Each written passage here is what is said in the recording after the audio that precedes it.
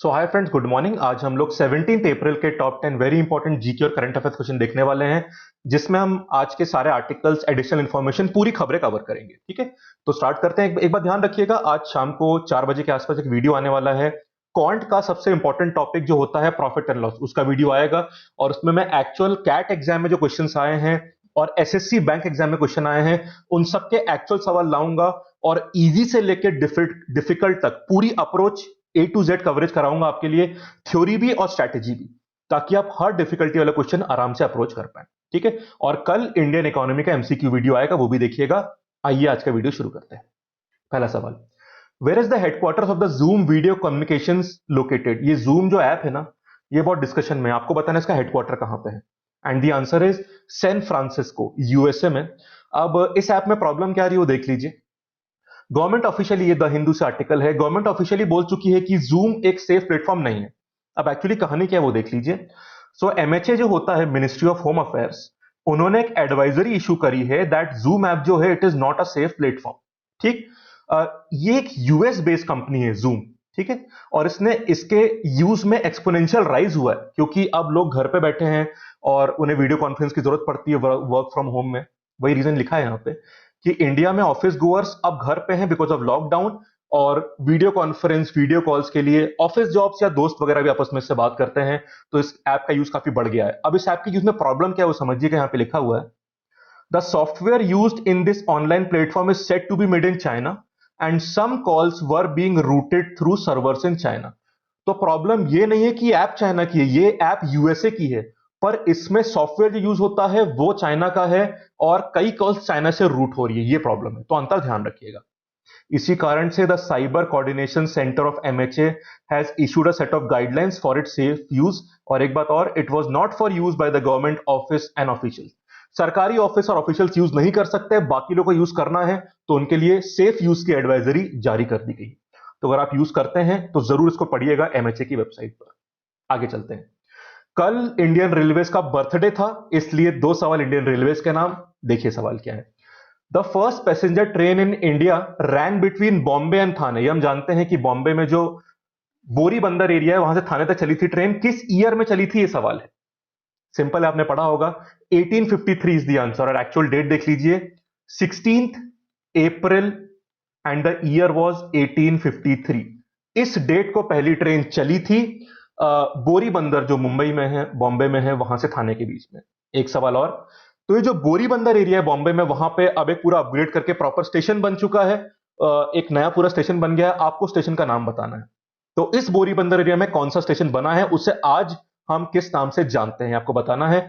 मुंबई के सारे main station listed है यहाँ पे। हमारा आंसर है A option, Chhatrapati Shivaji Maharaj terminal, CSMT. थोड़ा हिस्ट्री देख लीजिए। तो सबसे पहले 1887 में बना था यह स्टेशन, जिसका नाम था विक्टोरिया टर्मिनल, और काफी समय तक, लगभग 100-110 साल तक रहा था यह नाम विक्टोरिया टर्मिनल। इसलिए अगर आप में से कोई लोग पहले गए हैं 1990s के आसपास, तो हम बोलते थे वीटी स्टेशन जाना है, तो वीटी बोलते थे इसको। उसके बाद 1990s में इसका नाम बदला गया और छत्रपति शिवाजी टर्मिनल रखा गया, और फिर 2017 में थोड़ा और चेंज करा गया, छत्रपति शिवाजी महाराज टर्मिनल, सीएसएमटी। तो अभी इसको सीएसएमटी बोला जाता है, छत्रपति शिवाजी महाराज टर्मिनल। क्लियर? थोड़ा ईयर ध्यान रखिएगा, इंपॉर्टेंट है ये। पहला क्वेश्चन देख लीजिए, या फोटो देख सकते हैं, Chhatrapati Shivaji terminal. I think हम में से बहुत सारे लोग, शायद 90% लोग बॉम्बे या मुंबई कभी गए होंगे तो स्टेशन जरूर देखा होगा। बड़ा हिस्टोरिक स्टेशन है, और प्रॉपर रेलवे म्यूजियम वगैरह यहाँ पे बना हुआ है, वो भी आप देख सकते हैं। तो भाई बड़ा ही one of the best station, और ये रुक जाता है यहाँ, इससे ट्रेन यहाँ से आगे नहीं जाती। It is a terminal station. आगे चलते हैं। Question number 4, very important question, sports की फील्ड से। आज हिंदू में एक फोटो आया और आर्टिकल आया इनके बारे में। Who is Asia's only gold badge women referee in tennis? Gold badge highest level होता है रेफरी का, तो एशिया में एकमात्र टेनिस में, उनका नाम बताना है आपको। आंसर है Sheetal Iyer, she is from India, है ना। तो Sheetal Iyer is the Asia's only gold badge women referee in tennis. Gold badge highest category होती है। ठीक है, ये आप फोटो देख सकते हैं, ये है शीतल अय्यर जी। ये खड़ी हैं अभी ग्रीस की टीम के साथ, जिन्होंने, ग्रीस की टीम ने डेविस कप जीता था, और उन्होंने डेविस कप के फाइनल में फिलीपींस को हराया था, और ये फोटो मनीला की है। ठीक है, तो ये तब की फोटो आप यहाँ पे देख सकते हैं। Greece was the winner of Davis Cup, और ये मैम का फोटो आप देख सकते हैं, शीतल अय्यर। क्वेश्चन नंबर 5, ये भी इंपॉर्टेंट खबर है स्पोर्ट्स की फील्ड से। Who is the new ambassador for World Wildlife Fund, WWF, World Wildlife Fund, India, मतलब जो उसका इंडिया सेक्शन है, तो WWF India environment education programme.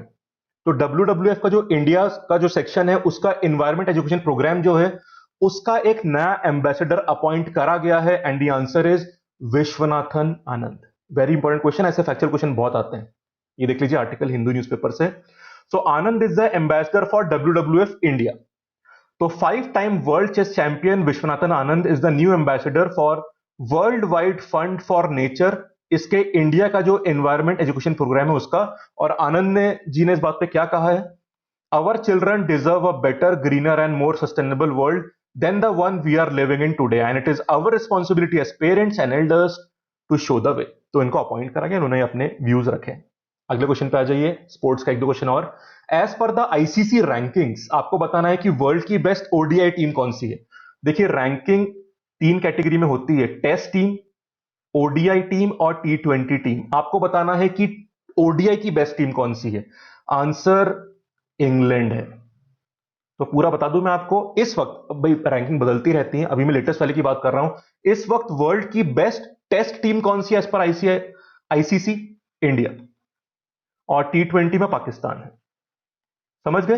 तो टेस्ट की बेस्ट टीम है इंडिया, ओडीआई की बेस्ट टीम है इंग्लैंड, और T20 की बेस्ट टीम कौन सी है, Pakistan, as of now, latest data के हिसाब से। ठीक है, तो इस क्वेश्चन में ओडीआई पूछे तो आंसर क्या हो गया, इंग्लैंड इज द आंसर। ये फैक्ट तीनों ध्यान रखिएगा। इसमें प्लेयर्स की भी रैंकिंग होती है, बैट्समैन, बॉलर्स एक्सेट्रा, वो रैंकिंग भी आईसीसी की वेबसाइट पे जाके आप देख लीजिएगा। वेबसाइट से मैं डेटा लाया हूं, तो वेबसाइट एक बार जाके स्किम कर लीजिए। आप क्रिकेट फैन भले ही होंगे या नहीं भी होंगे, पर कई बार इंफॉर्मेशन दिमाग से निकल जाती है। ठीक है, तो फैक्चुअली देख लीजिएगा, इंपॉर्टेंट सवाल बनता है यहां से। स्पोर्ट्स को निगलेक्ट कभी मत करिए। चलिए, which city suffering from highest fertility rate from कोविड-19। देखिए ये तो डायनेमिक डेटा है, चेंज हो सकता है। फिलहाल वाली खबर की बात कर रहा हूं। सो अनफॉर्चुनेटली इंदौर में हालत थोड़ी बुरी हो रही, तो इंदौर इसका आंसर है। आर्टिकल आप देख सकते हैं, पर ये डायनेमिक डेटा है, चेंज हो सकता है, ध्यान रखिएगा। सो इस कारण से डिसीजन ये लिया गया है कि that all residents of Indore are set to be screen for कोविड-19, और फर्टिलिटी रेट 12% हो गया, हाईएस्ट इन द कंट्री। ठीक है, सो बहुत सीरियस प्रॉब्लम है यहाँ पे, हाईएस्ट फर्टिलिटी रेट हो गया है। इस कारण से सारे जो सिटीजन्स हैं इंदौर के, उनको सर्वे किया जाएगा, surveying of all residents for influenza like illness and severe acute respiratory illness. ठीक है, to check the spread of novel corona virus, जो कि क्योंकि अभी फर्टिलिटी रेट 12% हो गया है। तो अभी 28 लाख रेसिडेंट्स हैं, और ये largest and most populous city है मध्य प्रदेश की। काफी लोग की हो चुकी है यहाँ पे, क्या कहते हैं, अभी 707 केसेस बताए जा रहे हैं। This is the third highest number of cases, पहला मुंबई में है, दूसरा दिल्ली में है। और most patients are having no contact और ट्रैवल हिस्ट्री, ये भी प्रॉब्लम की बात है। ठीक है, और बाकी पूरा डेटा दिया है कि पिछले 4 दिन में कैसे हो, पिछले 5 दिन में कैसे हो, वो सब बातें चल रही हैं। एंड हाँ, ये बात ध्यान रखिएगा, ऑफ द टोटल 28 लाख लोग हैं, उसमें से health workers have already screen 7 lakh people. तो 28 में से 7 लाख की स्क्रीनिंग हो चुकी है, बाकी की भी जल्दी होगी, ये बात चल रही है अभी। दर विल बी सर्वेड, बाकी लोग सर्वे होंगे अगले 5 दिनों में। बट अच्छी बात इसमें यह है कि पूरा एडमिनिस्ट्रेशन, डॉक्टर्स, पुलिस पूरी मेहनत से लगे हुए हैं। तो अब मुझे लगता है पीक आके इंप्रूवमेंट होना शुरू होना चाहिए। तो एटलीस्ट सब लोग लगे तो हैं मेहनत से, पूरे सिटीजन साथ दें इसमें, तो इंप्रूव हो सकती है हालत इंदौर की और पूरे कंट्री की भी। ठीक है, चलिए, आई थिंक पैनिक की बात नहीं है, सब लोग मेहनत से लगे हुए हैं और चीजें जल्दी ठीक हो जाएंगी। तो एंजाइटी बिल्कुल मत लाने दीजिए, मेहनत करते रहिए अपनी, चिंता की बात नहीं है। Question number 8, Rajesh Gopinathan is the CEO and MD of which company. सारी सॉफ्टवेयर कंपनी लिखी है यहाँ पे, and the answer is TCS. तो यहाँ पे एक्चुअली टीसीएस का जो Q4 का रिजल्ट है, Q4 का, वो आया, रिलीज हुआ है। तो टीसीएस का नेट ड्रॉप हुआ है, मतलब थोड़े इसमें TCS net drops as the momentum reverses. पर रिजल्ट ऐसा है कि यहां देख लीजिए, ये Q4 का रिजल्ट है, पहले तो ध्यान रखिएगा, फोर्थ क्वार्टर का।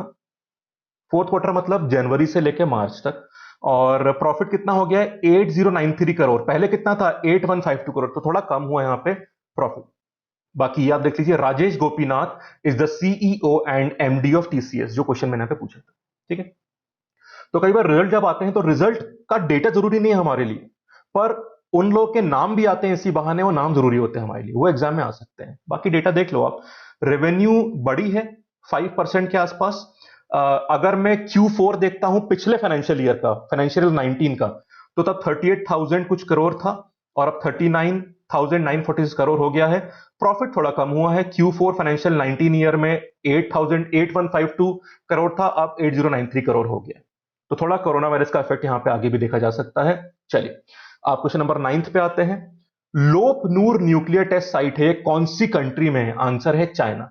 ये चाइना की न्यूक्लियर टेस्टिंग साइट है लोप नूर।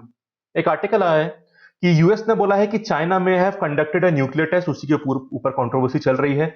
तो जो मेन चीजें ध्यान रखनी है हमको वो ये है कि जो एक दो बातें बोलेगी बस वो ध्यान रख लीजिए, बाकी पूरा पढ़ने की जरूरत नहीं है। ये देख लीजिए, चाइना में have secretly set off low level underground nuclear test explosion, ऐसा यूएस डाउट करता है और ये कुछ फाइंडिंग्स निकली हैं। And US concerns about Beijing's possible breaches of a zero yield standard for test blast, sorry, हाँ जी, ये रहा। So US concerns about Beijing's possible breaches of a zero yield standard for test blast have been prompted by activities। अब उन्हें क्यों लग रहा है? क्योंकि कुछ एक्टिविटीज ऑब्जर्व करी गई हैं एट चाइनाज लोप नूर न्यूक्लियर टेस्ट साइट। ठीक है, एक चीज और देख लीजिए, जीरो यील्ड का मतलब क्या होता है? It refers to a nuclear test in which there is no explosive chain reaction of the type ignited by the detonation of a nuclear war है। तो ये अलग तरह का टेस्टिंग यहाँ पे होती है। ठीक, बाकी चाइना ने डिफेंड किया वो सारी बातें। एक चीज और ध्यान रखिएगा, एक ट्रीटी है यहाँ पे।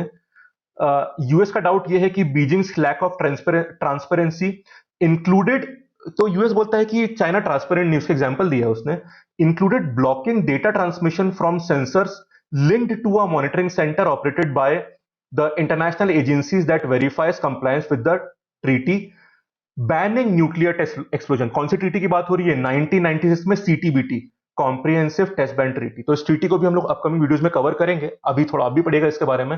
सो इस ट्रीटी के नॉर्म्स ब्रीच करे गए हैं, ट्रांसपेरेंसी नहीं रखी गई है, ऐसा यूएस बोल रहा है। बाकी इस आर्टिकल में एलिगेशंस दिखेंगे आपको, चाइना ने काउंटर भी किया है और कुछ डेफिनेशन भी दिखेंगी आपको, जीरो यील्ड एक्सेट्रा इन सब टर्म्स की। ठीक है, थोड़ा पढ़ लीजिएगा उसको। लास्ट क्वेश्चन, नेसेट कौन सी कंट्री के पार्लियामेंट का नाम है? आंसर है इजराइल। तो इजराइल की पार्लियामेंट को नेसेट बोलते हैं। इजराइल में काफी पॉलिटिकल टर्मोइल चल रहा है, वहां के पीएम इलेक्ट नहीं हो पा रहे हैं। तो पहले देख लिए, इजराइल के प्रेसिडेंट ने बोला है कि पार्लियामेंट प्राइम मिनिस्टर चूज करे, जो फाइनल नहीं हो पा रहा है, सरकार नहीं बन पा रही ठीक से वहां पे, तो उन्होंने ये बोला है। तो पहले तो नाम देख लीजिए। हाँ देखिए, इजराइल के प्रेसिडेंट ने थर्सडे को क्या बोला है? आज the Knesset to choose a new prime minister. ठीक, और उन्होंने पार्लियामेंट को 3 हफ्ते दिए हैं to agree upon a leader.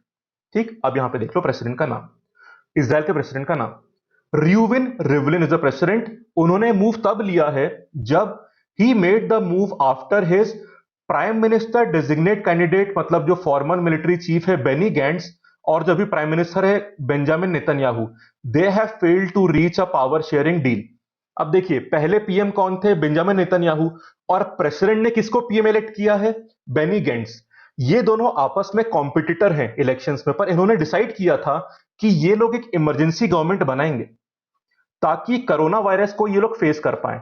पर उनके बीच में जो पावर शेयरिंग होगी उसका डिसीजन लोग ले ही नहीं पा रहे हैं।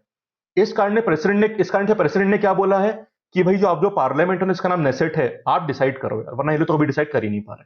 ठीक है, सो इसलिए उनका एक्चुअल स्टेटमेंट पढ़ लीजिए। I am informing that I do not see the possibility of forming a government and I entrust the formation of government to the Knesset.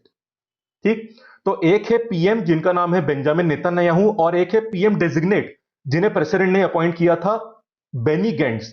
ये लोग आपस में कॉम्पिटिटर हैं, इन्होंने बोला था साथ में गवर्नमेंट बनाएंगे ताकि कोरोना वायरस से लड़ पाए, पर इनकी पावर शेयरिंग डिसाइड नहीं हो पा रही, इसलिए अब 3 हफ्ते पार्लियामेंट को दिए गए हैं। तो इस न्यूज को हमें इंटरनेशनल लेवल पे फॉलो अप करना पड़ेगा, अपडेट में बताता रहूंगा आपको। ठीक है फ्रेंड्स, तो ये थे आज के top 10 questions. Profit and loss वाली वीडियो को वेट करिएगा, उसमें क्वेश्चंस रहेंगे कैट एग्जाम के भी, एसएससी के भी और बैंक के भी। ठीक है फ्रेंड्स, चलिए, thank you, have a nice day.